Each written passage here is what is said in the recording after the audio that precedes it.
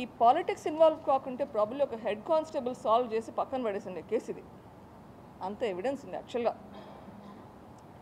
కానీ పాలిటిక్స్ వల్ల, politicians influence వల్ల ఇది నాంచి ఇప్పుడు 5 సంవత్సరాల తర్వాత ఇప్పుడు ఇంకా పోరాడుతూనే ఉన్నాను. మొదటి రోజు నుంచి, వివేకానంద రెడ్డి గారు చనిపోయిన మొదటి రోజు నుంచి పోరాటం మొదలైంది, ఇప్పటికీ సాగుతూనే ఉంది. ఇంకా ఇది ఎంతకాలం సాగుతుందో నాకైతే తెలియదు, కానీ it's just going on. First point Avinash Reddy గారు రేస్ చేసింది Dastagiri 306 approver status. Approver status అనేది చట్టంలో ఒక ప్రాసెస్. నేను అడిగేది న్యాయం కోరుతున్నాను. సో న్యాయం ప్రాసెస్లో ఇది కూడా మన వాళ్ళు చేసిందన్నా. జనరేటర్ ఆన్ చేస్తారమ్మా? Should I stop for a minute or continue?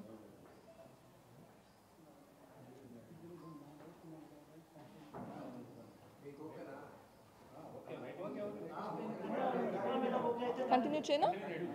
Okay.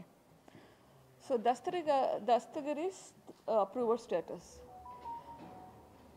Approver status అన్నది కోర్టుకి, ఇన్వెస్టిగేషన్ ఏజెన్సీకి, ఆ అప్రూవర్కి మధ్యన ఉండేది. సిబిఐ వాళ్ళు అనుకున్నారు వాళ్ళకి ఒక అప్రూవర్ అవసరము ఈ కేసు ముందుకు పోయేదానికి అని చెప్పి తీసుకున్నారు. అప్రూవర్ అయినంత మాత్రాన ఆయన నిర్దోషి కాదు.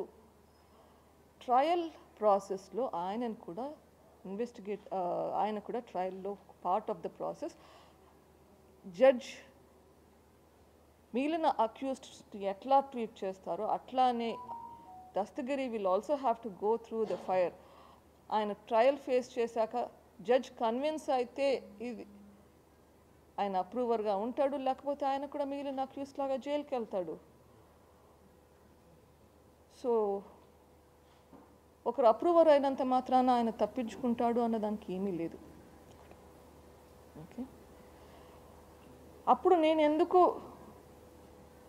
దీన్ని కంటెస్ట్ చేయలేదు? ఫస్ట్ ఆఫ్ ఆల్ నాకు అప్పట్లో కోర్ట్స్ సంగతి తెలియని కూడా తెలియదు. అప్పుడప్పుడే కోర్ట్స్ ప్రాసెస్ మొదలు పెడుతున్నది.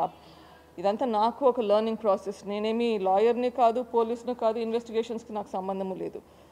సో అప్పుడప్పుడే కోర్ట్స్ గురించి నేర్చుకుంటూ ఉన్నాను. నాకు విక్టమ్ అనే ఒకటి స్టేటస్ ఉంటుంది, విక్టమ్ రైట్స్ ఉంటుంది, victim can go to the కోర్ట్లో పోయి ఇన్వాల్వ్ అవ్వచ్చు ఆర్గ్యుమెంట్స్లో అన్నది కాన్సెప్టే నాకు తెలియదు.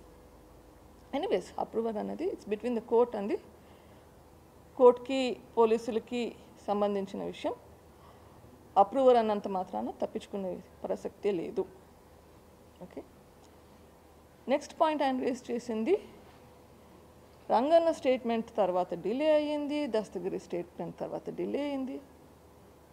నేను కూడా అడుగుతున్నాను, ఎందుకమ్మా ఇంత డిలే చేస్తున్నారు? ఇదే కాదు, 5 సంవత్సరాలుగా డిలే అవుతుంది. ఇన్వెస్టిగేషన్ ఏజెన్సీస్ మీద ప్రెషర్ పెట్టి ఇట్లా డిలే చేసుకుంటూనే పోతున్నారు.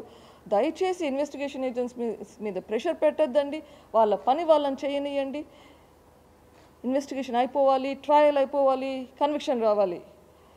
నేను కూడా చెప్తున్నాను, ఇది ఎందుకు డిలే అయ్యిందంటే ప్రాబబ్లీ వాళ్ళ ఇన్ఫ్లుయెన్స్ వల్లనే అయి ఉండాలి. అందుకే అడుగుతున్నాను, ప్లీజ్ ఇన్ఫ్లుయెన్స్ పెట్టకండి.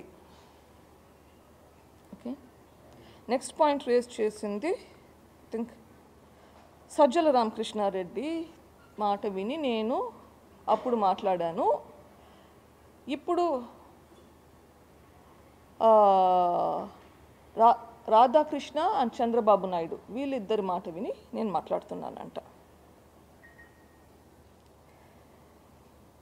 అప్పుడు ప్రెస్ మీట్లో పెట్టమని చెప్పింది